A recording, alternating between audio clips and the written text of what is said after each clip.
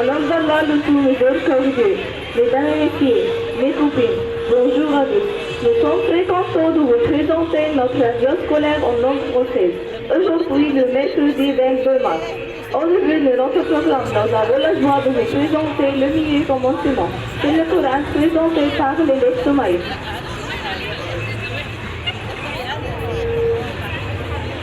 أعوذ بالله من الشيطان الرجيم بسم الله الرحمن الرحيم يا أيها الذين آمنوا كتب عليكم الصيام كما كتب على الذين من قبلكم لعلكم تتقون أياما معدودات فمن كان منكم مريضا أو على سفر فعدة من أيام أخر وعلى الذين يطيقونه فدية طعام مسكين فمن تطوع خيرا فهو خير له وأن تصوموا خير لكم إن كنتم تعلمون شهر رمضان الذي أنزل فيه القرآن هدى للناس وبينات من الهدى والفرقان فمن شهد منكم الشهر فليصم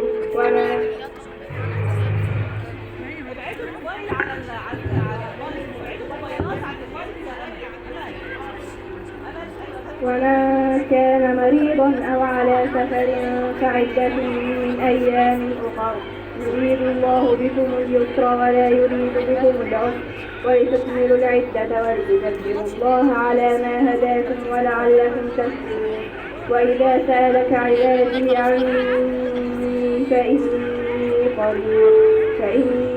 قريب أجيب دعوة الداعي إذا دعان فليستجيبوا لي وليؤمنوا بي لعلهم يرشدون صدق الله العظيم.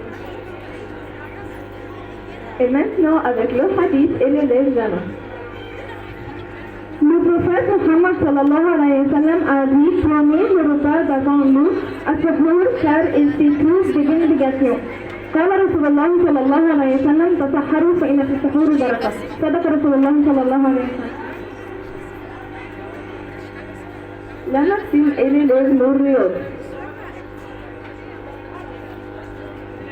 Le proverbe jeûner et vous serai une bonne santé pour notre personne. Avec les termes de Ramadan avec les élèves Jana Samir, Roa, Lejaïn, Maror et Rine. Terme de Ramadan. Jeûner acceptable, Salman Makboulan. Depuis le jeûner, promotion, restaurant Shahiyan, Sapour.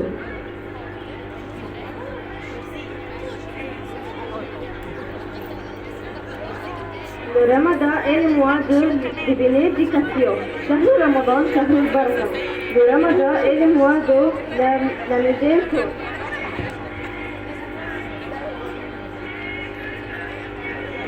Le Ramadan est le mois du pardon. Ramadan, Shahr al-Maghfirah. Dieu répond à la prière du jour. Allah yastajib du'a as-sa'im.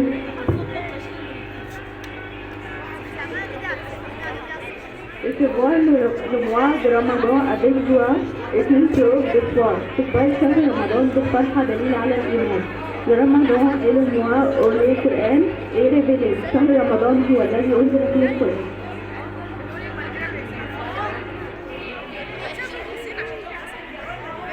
Le Ramadan est le meilleur temps pour Allah. شهر رمضان من أفضل الشهور عند الله. Et un mot est l'élève maintenant. طيب اهلا يا جماعه.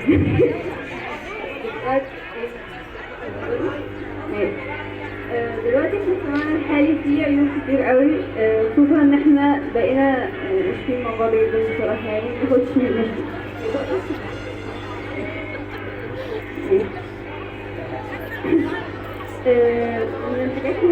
الحاجات اللي هي العيوب ديت كده، مثلا الطريقة ان احنا بناخدش بالنا من الكلام اللي احنا نقوله لبعض. يعني مثلا احنا مش عارف ما هو مش عارف بسم الله بنقول بقى ان الحاجات اللي انا كنت عايزه اقولها اللي هي العيوب اللي احنا بنشوفها في المجتمع بتاعنا وكده، ان احنا ما بناخدش بالنا من الكلام اللي بنقوله لبعض، وان احنا فاكرين ان احنا كلنا اصحاب وبعض وكده، بس في كلام بنقوله بيأثر على اللي حوالينا. من الكلام دوت يعني مثلا في ناس ممكن يكون عندها تروما، ناس اتعرضت لحاجات كتير قوي وهي صغيره، لحد ما احنا بنكبر بنبقى فاكرين الحاجات ديت، بس اللي قدامنا مبقاش عارف الحاجات ديت، فبيقول الحاجات ديت قدامنا، واحنا بنبقى ساعات خايفين بصراحه ان احنا نقول له ان هو غلطان، بالظبط كده ان هو غلطان، لان بنبقى خايفين ان هو بعد كده يفضل يحاسب معانا في الكلام، ما يتكلمش معانا بطبيعته زي ما بيتكلم معانا دايما. بس فلازم ناخد بالنا من الكلام مع بعض وكده، نتكلم مع بعض بطريقه لطيفه ونهزر على الناس اللي ناخد بالنا من قلوب بعض، لان احنا فعلا مش عارفين مين الناس اللي هي ممكن تاثر بالكلام والناس ما تاثرش بالكلام. فخلوا بالكم يعني، دي اول حاجه. تاني حاجه وفكره ان هو انا لازم رايي يمشي، الراي ما ينفعش يمشي الراي يمشي في حاجه صح اوكي، لو احنا مثلا بنحاول نغير حاجه حلوه في المجتمع، نعمل حاجه كويسه، لكن في الآراء العادية كل واحد وليه طريقته، كل واحد وليه الاختلاف بتاعه، الحاجة اللي بتميزه، فما ينفعش ناخد الاختلاف بتاعنا على الكل، لأن احنا كلنا عندنا حاجة واحدة بس بتميز، عندنا حاجة بتميزنا. دي أول حاجة. دي تاني حاجة مع بعض مثلا فكرة، واللي قدامي ما يركزش معايا في الفكرة، يبقى عايز رأي فكرته بس هي تمشي. يعني مثلا انا بحاول ان انا اقول حاجه والقدامي قاعد يتريق على الكلام على الحاجه اللي انا بقولها، ومش اللي هو يعني مش بيبقى نص بناء، هو عارف اللي هو عايز ان هو يحاول يحبني خلاص علشان يقول الحاجه اللي هي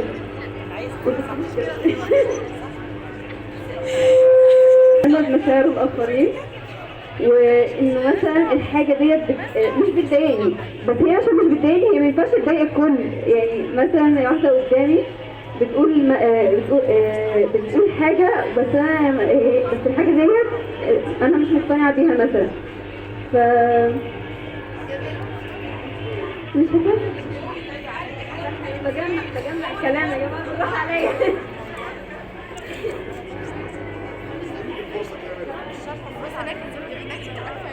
الشيء ده عادي، يبقى لازم يكون عادي مع كله، مش شرط التصرف ما يضايقكيش، يبقى لازم ما يضايقش اللي حواليك، ان ببساطه ممكن حاجه تافهه بالنسبه لك تكون حاجه كبيره بالنسبه لشخص تاني. احنا مش كلنا اسطمبه واحده، ولازم نحترم اننا مختلفين عن بعض ونقدر مشاعر بعض، وما دام مش هي ده قد الشخص اللي قدامي واجب الاعتذار وعدم تكرار الفعل دوت، لان ما دام ضايق شخص اي حاجه بتضايق اللي قدامي هي بتضايق، فمش ما تضايقنيش اللي هي لازم اضايقه. حاول تفهم مشاعر الناس المختلفة وتوفيهم دايما لو محتاجين، لو اتأذوا.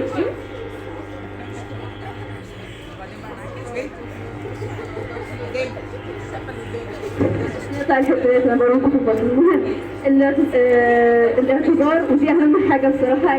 لو انت شايف اللي قدامك زعل على طول ما تركزش معاه في الاعتذار، انت مش ضامنين ان الشخص ده ممكن يبقى عايش بكرة اصلا ولا لا، مش ضامنين يعني عمرنا وكده، فهتحس بندم لو انت ما اعتذرتش للشخص اللي قدامك، ولو انت شخص يعني زعلان صالحه على طول، يعني زي ما قلت مش ضامنين عمرنا وكده. بس يعني باختصار بقى.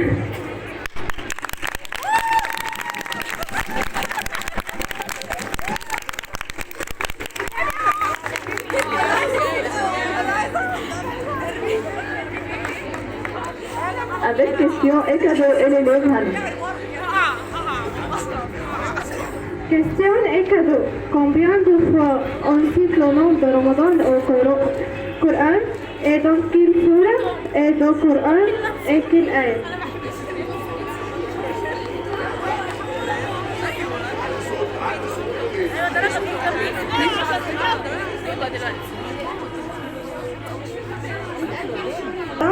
Au Coran et dans quelle sourate du Coran et quelle ayat?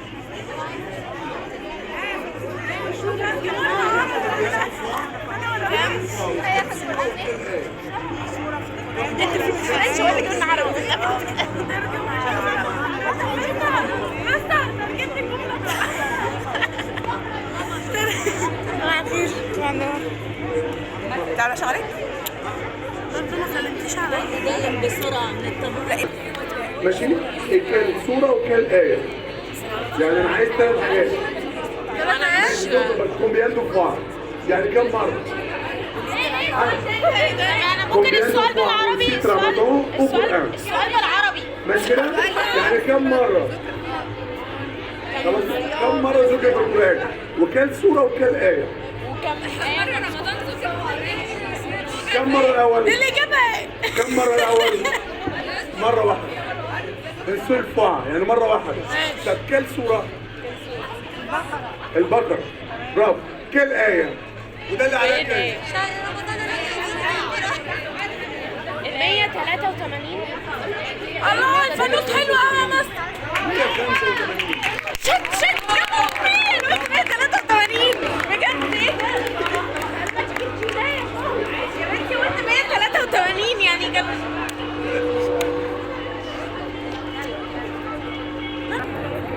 واختم لنا ولكم شعبان بالتوبة والغفران. Et le chanson, elle est le malade. بص هتنسى المايك الشغال. بسم الله